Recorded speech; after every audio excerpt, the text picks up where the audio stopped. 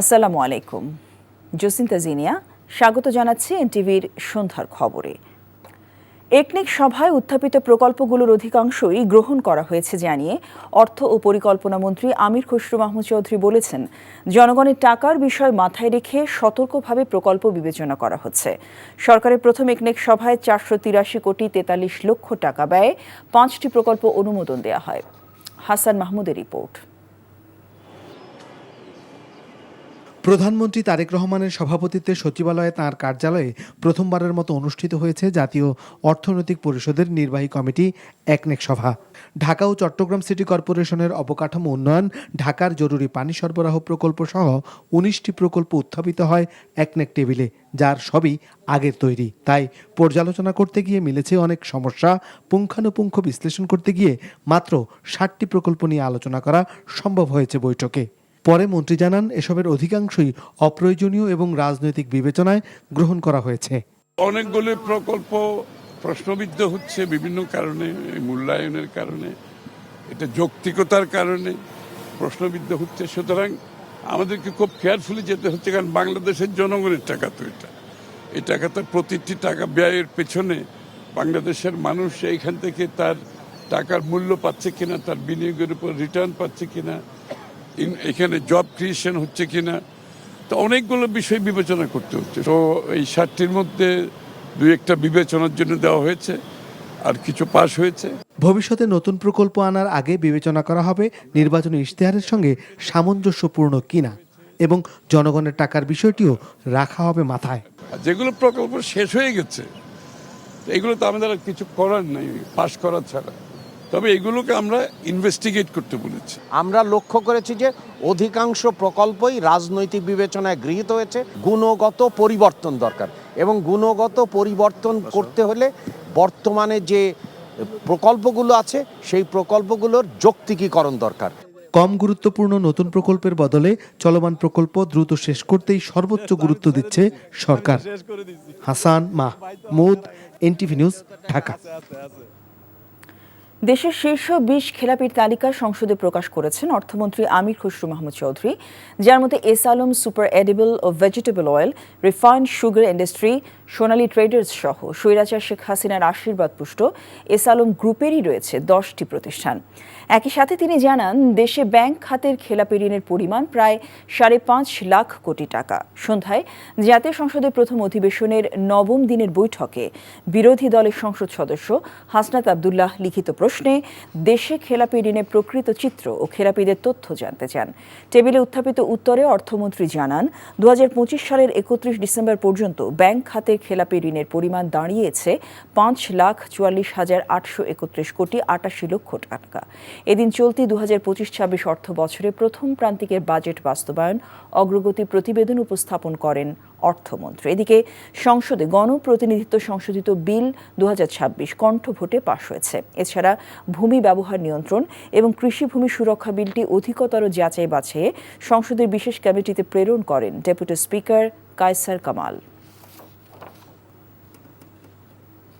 ইতিবাচক মানসিকতা থাকলে ভারত ও বাংলাদেশের মধ্যে একটি নতুন ও সুদৃঢ় সম্পর্ক গড়ে তোলা সম্ভব বলে মন্তব্য করেছেন প্রধানমন্ত্রী তারেক রহমান।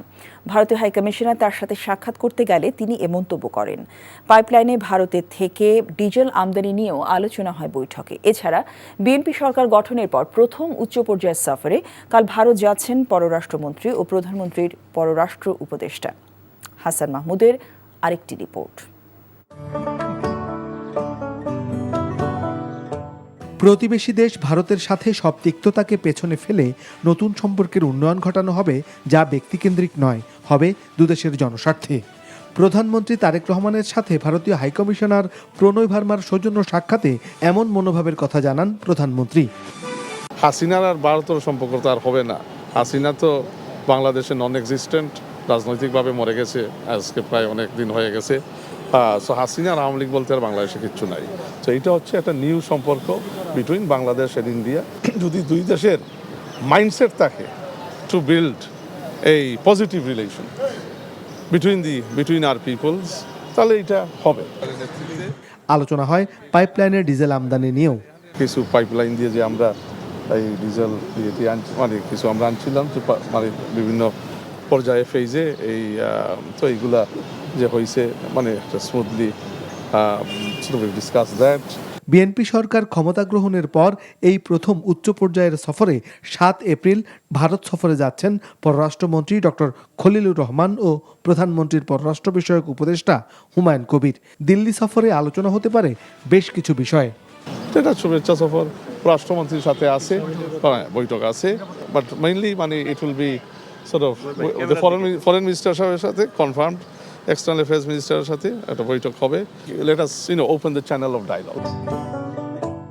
এদিন ইইউ রাষ্ট্রদূত মাইকেল মিলারের নেতৃত্বে প্রধানমন্ত্রী তারেক রহমানের সাথে সৌজন্য সাক্ষাৎ করেছেন ইউরোপীয় ইউনিয়নের একটি প্রতিনিধি দল। এ সময় ইইউর সঙ্গে সম্পর্ক জোরদারে গুরুত্ব আরোপ করেন প্রধানমন্ত্রী। সম্প্রতি সুইজারল্যান্ডে অনুষ্ঠিত আইএলওর গভর্নিং বডির সভায় অংশগ্রহণ শেষে দেশে ফিরে প্রধানমন্ত্রী কার্যালয়ের মুখপাত্র ডক্টর মাহাদি আমিন জানান, শ্রমবান্ধব নীতি প্রণয়নের জন্য সরকারকে ধন্যবাদ জানিয়েছে আইএলওর গভর্নিং বডি। জুন মাসে আইএলওর মহাপরিচালক বাংলাদেশে আসবেন। Hasan Mahmud, NTV news, Dhaka. গণভোটের রায় অস্বীকারের মাধ্যমে দেশের নতুন ফ্যাসিবাদের জন্ম হয়েছে বলে মন্তব্য করেছেন বিরোধী দলীয় নেতা জামায়াত আমির ডক্টর শফিকুর রহমান। তিনি বলেন, সংসদ মানুক বা না মানুক যে কোনো মূল্যে গণভোটের রায় বাস্তবায়ন করা হবে। জাতীয় প্রেস ক্লাবে জাতীয় গণতান্ত্রিক পার্টি জাগপার 46তম প্রতিষ্ঠা বার্ষিক উপলক্ষে আয়োজিত আলোচনা সভায় জামায়াত আমির অভিযোগ করেন, সংখ্যাগরিষ্ঠতার বড়াই করে দেশকে আবারও ফ্যাসিবাদের দিকে ঠেলে দেয়া হচ্ছে। তরুণ প্রজন্ম মাঠে নামলে দ্রুতই ফ্যাসিবাদের পতন সম্ভব বলেও মন্তব্য করেন তিনি। এ সময় তিনি যে কোনো মূল্যে ফ্যাসিবাদ প্রতিহত করার ঘোষণা দেন। নির্বাচনে জনগণের রায় হাইজ্যাক করা হয়েছে অভিযোগ তুলে জামায়াত আমির বলেন, জাতির ভাগ্য কেউ যেন ডাকাতি করতে না পারে তা পাহারা দেবে বিরোধী দল। এ সময় জ্বালানি সংকটে শিক্ষা প্রতিষ্ঠান বন্ধে শিক্ষামন্ত্রীর বক্তব্যের সমালোচনা করেন ডক্টর শফিকুর রহমান। জাতির সাথে যেটা করা হচ্ছে এটা অন্যায়। 2/3 মেজরিটির অহমিকায় ভুগে জাতিকে আবার ফ্যাসিবাদের দিকে নিয়ে যাওয়ার চেষ্টা করা হচ্ছে। যেদিন গণভোটের গণরায়কে অস্বীকার করা হয়েছে সেই দিন থেকেই নতুন করে আবার ফ্যাসিবাদের যাত্রা বাংলাদেশে শুরু হয়েছে। আমরা এই যাত্রা কদম কদম যাত্রা আমরা থামিয়ে দেব ইনশাআল্লাহ, আমরা আগাতে দেব না। হাসপাতালে হাম আক্রান্ত শিশুর ভিড় বাড়ছে আশঙ্কাজনকভাবে। অবহেলা আর কুসংস্কারের কারণে শরীরে নিউমোনিয়া বাঁধিয়ে শত শত শিশু ঠিকানা হচ্ছে হাসপাতালে বেডে। রেকর্ড বলছে, গত 3 মাসে 6 মাসেরও কম বয়সী অন্তত 60 জন শিশু চিকিৎসা নিয়েছে বাংলাদেশ শিশু হাসপাতালে। চিকিৎসকরা বলছেন, কোভিডের সময় টিকা নিয়ে ভ্রান্ত ধারণা তৈরি হওয়ায় প্রয়োজনীয় টিকা কভারেজ নিশ্চিত হয়নি, তাই বাড়ছে সংক্রমণ। এদিকে স্বাস্থ্য অধিদপ্তরের তথ্য মতে সবশেষ 24 ঘন্টায় হামে 7 জন মারা গেছে। নাহিদ প্রিন্স জানাচ্ছেন বিস্তারিত। কিশোরগঞ্জের কোটিয়াদি থেকে আসা এই দম্পতির পৃথিবী থমকে আছে আইসিইউর সামনে। ওপাশে যে মৃত্যুর সঙ্গে লড়ছে তাদের নারী ছেঁড়া ধন। সাধারণ কোনো গ্রামীণ রোগ মনে করে অবহেলা করাটাই কাল হলো তাদের ছোট্ট সন্তানের জন্য। ফেরা উঠছে তো সবসময় হয়, গ্রামে যেটা হয় আর কি, ফেরা উঠে ভালো হয়। সারা জীবন দেখে আসতেছি ভালো হয়েছে, আরও বাচ্চাদের হয়েছে, যার কারণে এটাকে আর গুরুত্ব দেওয়া হয় না। যে ডাক্তাররা বলে এটা হাম হয়ে গেছে, 5-6 দিন আছি, আজকে অবস্থা খুবই খারাপ, ডাক্তাররা বলছে আর কিছু করার নেই। একই চিত্র 4 মাস বয়সী আরেক শিশুর ক্ষেত্রেও। অবহেলার মাসুল দিতে হচ্ছে হাসপাতালের বিছানায় পড়ে থেকে। নিউমোনিয়া নিয়ে ভর্তি হয়েছিলাম, নিউমোনিয়া ভালো হয়ে গেছে, বাসায় চলে গেছি। বাসা যাওয়ার 2 দিন পরে আবার শরীরে লাল লাল হয়ে গেছে। ডাক্তার বলছে এখানে যে হাম হয়েছে, পরে হাম ইউনিটে ভর্তি করেছে। বাংলাদেশ শিশু হাসপাতাল কর্তৃপক্ষ জানাচ্ছে, এখানে ভর্তি বেশিরভাগ শিশুই নিউমোনিয়ার মতো জটিল রোগে আক্রান্ত।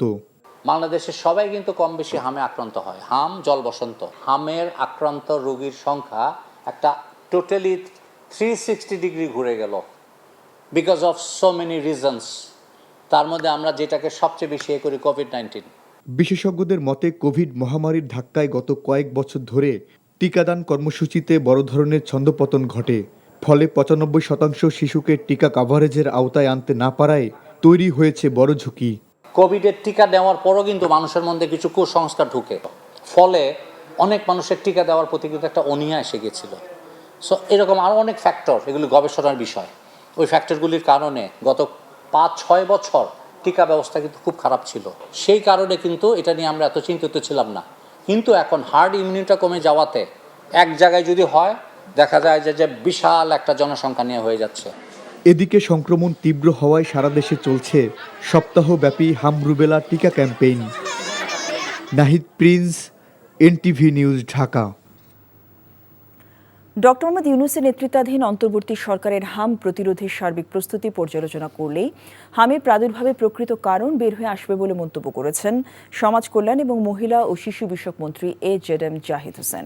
সকালে রাজধানী গুলশানে সেভ দ্য চিলড্রেন সহ 7টি দেশি বিদেশি বেসরকারি সংস্থা আয়োজিত এক আলোচনা সভায় তিনি এসব কথা বলেন। 49 দিনে দেশে হাম ছড়িয়ে যায়নি মন্তব্য করে তিনি বলেন, ডক্টর ইউনূস যাকে যেখানে বসিয়েছিলেন তারা ঠিকভাবে কাজ করেননি। এছাড়াও দেশে হামের প্রাদুর্ভাবের ভয়াবহতা তুলে ধরে সার্বিক ব্যবস্থাপনা, প্রস্তুতি ও তথ্য ঘাটতি সমালোচনা করে তরুণ রাজনীতিক তসনিম জারা। ভারতের একটি হত্যা মামলায় নাম বিভ্রাটের শিকার হয়ে দীর্ঘ 18 বছর কারাভোগ করা বাংলাদেশি যুবক বাদল ফরাজের নিঃশর্ত মুক্তির দাবি জানিয়েছে মানবাধিকার কর্মী, সাংবাদিক, আইনজীবী ও শিক্ষার্থীরা।